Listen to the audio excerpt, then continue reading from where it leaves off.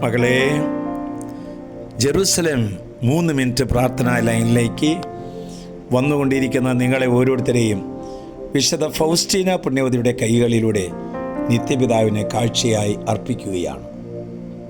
രോഗികൾ, ദുഃഖിതർ, തകർന്ന മനസ്സർ, ഇനി രക്ഷയില്ല എന്ന് വിധി എഴുതി രോഗശൈലിയിൽ കിടക്കുന്ന എല്ലാവരും ഈ വചനം കേൾക്കുക.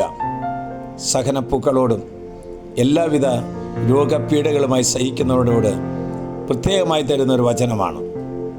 ഇന്നത്തെ വചനം ഏശയുടെ പുസ്തകം 38-ാം അധ്യായം 17-ാം വാക്യം. എൻ്റെ കഠിനമായ വേദന എൻ്റെ നന്മയ്ക്ക് വേണ്ടിയായിരുന്നു. എന്ത് നിസ്സാരമായൊരു വചനമല്ലേ! ഈ വചനത്തെ സ്വീകരിച്ചാലുണ്ടല്ലോ അത്ഭുതങ്ങൾ നടക്കും. കർത്താവ് എന്നേക്കുമായി ആരെയും വേദനിപ്പിക്കുകയില്ല.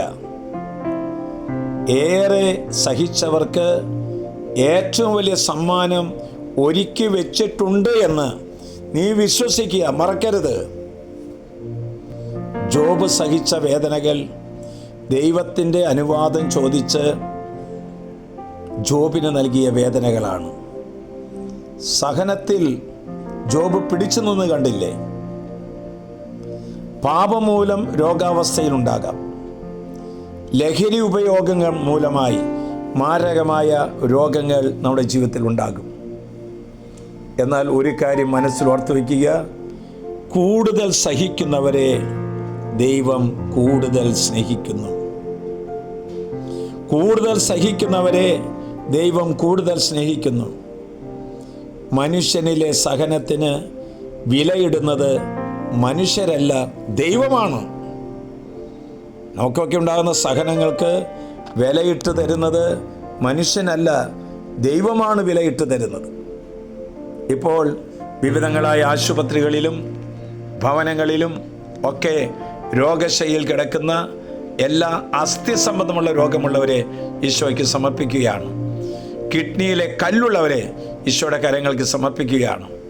പല വിധത്തിൽ രോഗങ്ങൾ, പ്രത്യേകമായി ക്യാൻസർ രോഗങ്ങൾ, ബ്രസ്റ്റ് ക്യാൻസർ, ബ്രെയിൻ ക്യാൻസർ, അതുപോലെ തന്നെ യൂട്രസ് ക്യാൻസർ, ഇപ്രകാരമുള്ളവർക്ക് വേണ്ടി പ്രാർത്ഥിക്കുകയാണ്.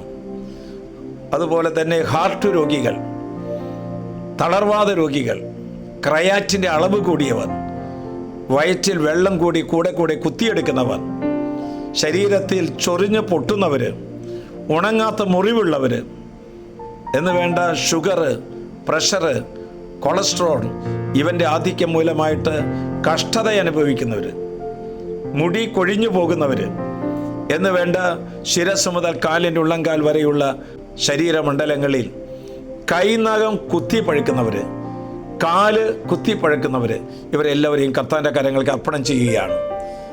ആശ്വാസപ്രദമായ രാത്രി, പ്രതീക്ഷാനിർഭരമായ പ്രഭാതം, സൽപ്രവർത്തികൾ നിറഞ്ഞ ദിവസം നൽകി ഞങ്ങളെല്ലാവരെയും അനുഗ്രഹിക്കണമേ. ഇപ്പോൾ ഇവിടെ ഏറ്റുപറഞ്ഞ ആ രോഗികളിൽ അത്ഭുത സൗഖ്യം ഈ രാത്രിയിൽ സംഭവിക്കട്ടെ. ഇത് കേൾക്കുമ്പോൾ തന്നെ സംഭവിക്കട്ടെ. ഇവർ ആർക്കൊക്കെ ഷെയർ ചെയ്യുന്നുവോ അവരിലും ഈ രോഗസൗഖ്യം കിനിഞ്ഞിറങ്ങട്ടെ. ഇതാ ഈശോ നിന്നെ ഉറ്റുനോക്കുന്നു. നമ്മുടെ കർത്താവ് ഈശോ മിശിഹായുടെ കൃപയും പിതാവായ ദൈവത്തിൻ്റെ സ്നേഹവും പരിശുദ്ധാത്മാവിന്റെ സഹവാസവും നാം എല്ലാവരോടും ഈ കൂട്ടായ്മയോടും കൂടി ഉണ്ടാകട്ടെ, ഇപ്പോഴും എപ്പോഴും എന്നേക്കും.